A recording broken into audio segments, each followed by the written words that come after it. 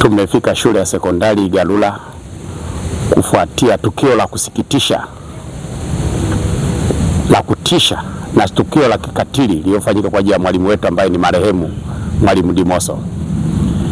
Chama cha walimu mkoa wa Songwe tunasikitika na tunalaani tukio baya la mauaji kwa ajili ya Mwalimu Dimoso lililotokea akiwa anatekeleza majukumu yake shuleni sekondari ya Igalula muda wa saa 2 usiku. Kwa ufupi tu, Mwalimu Dimoso alikuwa anajitolea kuwafundisha wanafunzi wa kidato cha 4 na kidato cha 2. Akiwa anataka kurejea nyumbani, aliuawa na wafugaji.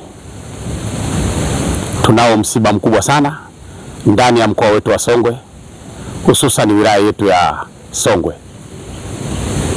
Aidha, nitoe rai kwa vyombo vya ulinzi na usalama, mamlaka zote za serikali, kuanzia ngazi ya mkurugenzi, mheshimiwa mkuu wa wilaya, kufuatilia tukio hili baya la kikatili lililofanyika kwa ajili ya mwalimu wetu Dimoso akiwa anatekeleza majukumu yake. Walimu wa mkoa wa Songwe wanatoa pole nyingi sana kwa familia ya Dimoso na pole nyingi sana kwa walimu wa Songwe na hususan walimu wa Igalula kwa kumpoteza shujaa marehemu Mwalimu Dimoso. Aidha, nitoe rai kwa kamati ya ulinzi na usalama kuchukua hatua kali za kinidhamu kwa wale wote walioshiriki kumuua mwalimu bila sababu yoyote ya kimsingi. Naitwa Eludi Rafael Wilson, ni mwanafunzi wa shule ya sekondari Igalula. Ninasoma kidato cha 4. Kulingana na tukio hili jinsi lilivyotokea, imeleta mtafaruku kwa wanafunzi. Na mwalimu wetu alikuwa na destiny ya kuja jioni kutufundisha. Sasa watu ambao walifanya tukio, tunaomba serikali iongeze juhudi ili watu wapatikane na sheria ifuate mkondo wake. Mwalimu ambaye alikuwa anakuja hapa muda wa saa 1, anatuangalia, anatembea, anatufundisha. Baada ya kutufundisha anarudi. Sasa siku hiyo kamata ng'ombe alikuwa anafundisha form 4, akatoka kama kutuangalia hapa. Mimi nafanya nini? Sasa ni ng'ombe. Kabla amesimama hapa ndio wasukuma wanakuja kule. Wakarusha mawe, wakampiga wanafunzi. Mmoja akampiga mwalimu akaanguka. Wakachukua ng'ombe wakaanza kukimbia. Wakamchapa na mlinzi. Wakaondoka. Kwanza walikuja na fimbo na visu na mawe, wakatumisha wanafunzi, tukakimbia pembeni kidogo ndio akaja kumpiga mwalimu. Kikweli inauma. Tumekosa mwalimu ambaye alikuwa anatufundisha, anatujali. Kwa majina naitwa Cleo Joseph Nyambo, mwananchi wa kitongoji hiki cha Irembo, kijiji cha Galula. Kwa kweli tukio hili lililotokea hapa sekondari limetuacha na simanzi kubwa sana, kwa sababu hatuelewi mpaka sasa kama kuna walimu watakubali kuja kwenye maeneo yetu haya kutokana na shida hii iliyojitokeza. Manake wataanza kuogopa kwamba huko tukienda tunauawa.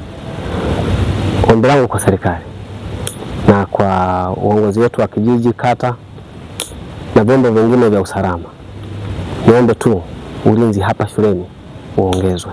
Naitwa Francis Adolf Mwashiwa, nimekuja kijiji cha Galula. Aidha, kama kulisha hapa wanakuja kulisha mchana kwa kuiba, lakini tukio la juzi hili walikuja usiku, na hao walikuja kulisha eneo hili sio kwa wasukuma wa eneo hili, wanatoka kata nyingine, kata ya Mbuyuni pande kuja, alafu walikuja usiku sio mchana. Wakati wanakuja hapa kwa kuiba walikuwa na tochi. Sasa kufika maeneo ya shule, wanafunzi huwa wanajisomea kijiji changu, na wala ambao kwa kijiji changu ni marufuku kutembea na fimbo, na ni marufuku kwenda kukulisha mifugo sehemu ya taasisi zote zile, shule, hospitali, wapi ni marufuku. Na tukawaambia kwamba tukapiga marufuku, ni marufuku msukuma yote ufugaji kutembea na fimbo la uwana, wasio kama na fimbo kuko kwenye machungu. Kwa hiyo siku ile mpaka sasa wasukuma hawaje na fimbo katika kwenye mitaa. Jina naitwa Zakaria Daudi Mandangi, ni mtendaji wa kijiji cha Galula, lakini pia kwa leo nakaimu nafasi ya mtendaji wa kata ya Galula.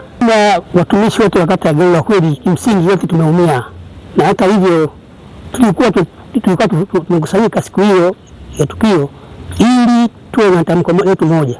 Kwa kweli tulikuwa tumepanga kama sasa sisi usalama wetu ni mdogo, Kwa hiyo tukamwomba mkuu wa wilaya na mkuu wa polisi wilaya ili watuhakikishie ulinzi wetu utakuweje baada ya mwenzetu kufariki.